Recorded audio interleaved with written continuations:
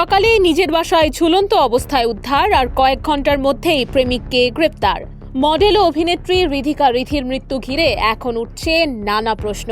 মৃত্যুর আগে কার সঙ্গে ভিডিও কলে ছিলেন তিনি, কি হয়েছিল সেই কথোপকথনে? শনিবার সকালে ঢাকার বসুন্ধরা আবাসিক এলাকার নিজের বাসা থেকে রিধিকা রিধির ঝুলন্ত মরদেহ উদ্ধার করা হয়। পরিবারের সদস্যরা তাকে দ্রুত কুর্মিটোলা জেনারেল হাসপাতালে নিয়ে গেলে চিকিৎসক মৃত ঘোষণা করেন। পুলিশ জানিয়েছে, ঘটনার আগে এক ব্যক্তির সঙ্গে ভিডিও কলে কথা বলছিলেন রিধি। পরিবারের দেয়া তথ্য অনুযায়ী ওই ব্যক্তির সঙ্গে তার প্রেমের সম্পর্ক ছিল। ভোরে ভিডিও কলে তাদের মধ্যে কথা কাটাকাটি হয়। এক পর্যায়ে ভিডিও কলে থাকা অবস্থাতেই রিধি আত্মহত্যা করেন বলে প্রাথমিকভাবে জানা গেছে।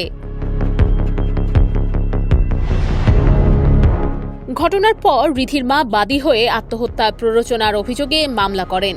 মামলায় রিধির প্রেমিক হিসেবে পরিচিত হাসিবুর রহমানকে আসামি করা হয়েছে। দেশের বর্তমান ব্যাংকিং পরিস্থিতি নিয়ে দুশ্চিন্তায় আছেন? প্রতিটি বিনিয়োগ এখানে পরিকল্পিত, বাস্তব এবং নিরাপদ। কল করুন বা হোয়াটসঅ্যাপ করুন স্ক্রিনে দেয়া নম্বরে। পরে শনিবার রিধির বাসা থেকে হাসিবুর রহমানকে গ্রেপ্তার করে ভাটারা থানা পুলিশ। তবে আরেকটি প্রতিবেদনে গ্রেপ্তার ব্যক্তির নাম হাফিজুর রহমান বলেও উল্লেখ করা হয়েছে।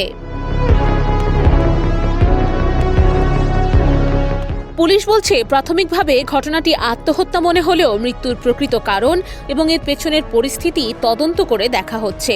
এরই মধ্যে গ্রেপ্তার ব্যক্তিকে আদালতে পাঠানো হয়েছে।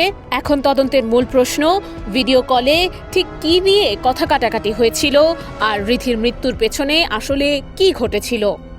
নুসরাত অনন্যা, ডেস্ক রিপোর্ট, এদিন।